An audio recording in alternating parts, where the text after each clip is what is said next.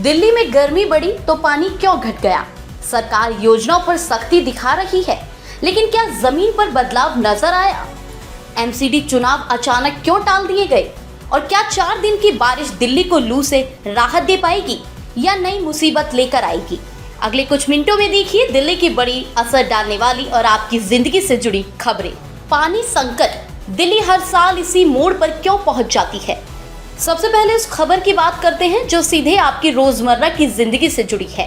राजधानी में गर्मी बढ़ते ही पानी का संकट गहरा गया है। यमुना में जल स्तर गिरने से वजीराबाद रिजर्वायर लगभग सूख गया है, जिससे कई जल शोधन संयंत्रों की क्षमता प्रभावित हुई है। नतीजा, दिल्ली के कई इलाकों में पानी के लिए हाहाकार जैसी स्थिति। अब सवाल सिर्फ आज का नहीं है, हर साल गर्मी आते ही दिल्ली पानी संकट के उसी चक्र में क्यों फंस जाती है? और क्या राजधानी अब एक बड़ी जल चुनौती की तरफ बढ़ रही है? सीएम की सख्ती, इस बार मॉनसून से पहले तैयारियां दिखेंगी।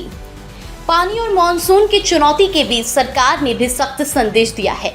मुख्यमंत्री रेखा गुप्ता ने विभागों को साफ कहा है कि काम समय पर पूरा करें, नहीं तो बजट पर असर पड़ सकता है।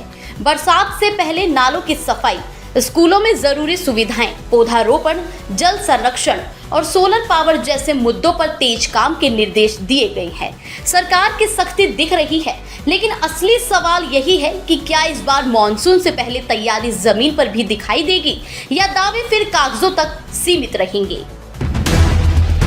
दिल्ली में फिलहाल लू का असर जारी है। तापमान 44 से 46 डिग्री तक पहुंच सकता है और मौसम विभाग ने येलो अलर्ट भी जारी किया है, लेकिन राहत की उम्मीद भी दिखाई दे रही है। पश्चिमी विक्षोभ सक्रिय होने से अगले 4 दिन आंधी और बारिश की संभावना जताई गई है, लेकिन यहाँ भी सवाल है कि क्या बारिश सिर्फ गर्मी से राहत देगी या जल भराव और ट्रैफिक की नई चुनौती लेकर आएगी? हवा मध्यम, लेकिन खतरा खत्म नहीं। गर्मी के साथ प्रदूषण भी चिंता बढ़ा रहा है। बता दें, राजधानी का औसत AQI 185 दर्ज हुआ, यानी हवा मध्यम श्रेणी में रही, लेकिन कई इलाकों में AQI 300 के पार पहुंच गया है। विशेषज्ञों का कहना है कि संवेदनशील लोगों के लिए ये अब भी चिंता का विषय है। क्या प्रदूषण नियंत्रण की योजनाएं असर दिखा रही हैं या दिल्ली फिर उसी पुराने चक्र में लौट रही है? नाम बदले, क्या पहचान भी बदलेगी? बता दें, दिल्ली सरकार ने कई मेट्रो स्टेशन, अस्पताल और सार्वजनिक स्थलों के नाम बदलने को मंजूरी दे दी है। रोहिणी वेस्ट स्टेशन अब डॉक्टर बाबा साहेब अम्बेडकर अस्पताल मेट्रो स्टेशन कहलाएगा। बेगमपुर स्पोर्ट्स कॉम्प्लेक्स का नाम अटल खेल परिसर रखा जाएगा। सरकार इसे विरासत और पहचान से जोड़ रही है, लेकिन सवाल बना हुआ है, क्या नाम बदलने से शहर की पहचान मजबूत होती है या लोगों की प्राथमिकता कुछ और है? एलजी और सांसदों की बैठक, विकास की रफ्तार बढ़ेगी। उपराज्यपाल चरणजीत सिंह संधू ने सांसदों और डीडीए अधिकारियों के साथ विकास परियोजनाओं की समीक्षा की। सड़क, आवास, यातायात और नागरिक सुविधाओं पर चर्चा हुई। क्या एजेंसियों के बीच बेहतर तालमेल अब लंबित परियोजनाओं को रफ्तार देगा? एनजीटी सख्त, पेट्रोल पंपों पर नियमों की होगी कड़ी जांच। तो बता दें कि राष्ट्रीय हरित अधिकरण ने स्कूलों, अस्पतालों और रिहायशी इलाकों के पास पेट्रोल पंप खोलने को लेकर सख्त रुख अपनाया है। एनजीटी ने साफ कहा है कि सुरक्षा और पर्यावरण मानकों से कोई समझौता नहीं होगा, यानी आने वाले समय में नए पेट्रोल पंपों पर नियमों की जांच और कड़ी हो सकती है। डीडीए का ऑफर, सरकारी कर्मचारियों के लिए घर खरीदने का मौका। तो बता दें कि डीडीए की कर्मयोगी आवास योजना के तहत घर खरीदने का मौका दिया जा रहा है। सर्विंग और रिटायर्ड सरकारी कर्मचारियों के लिए फ्लैट खरीद पर 25% तक छूट का ऐलान किया गया है। दिल्ली में घर खरीदने की चाह रखने वालों के लिए इसे बड़ा अवसर माना जा रहा है। नमो भारत के अतिरिक्त फेरे, गर्मी और जाम से राहत।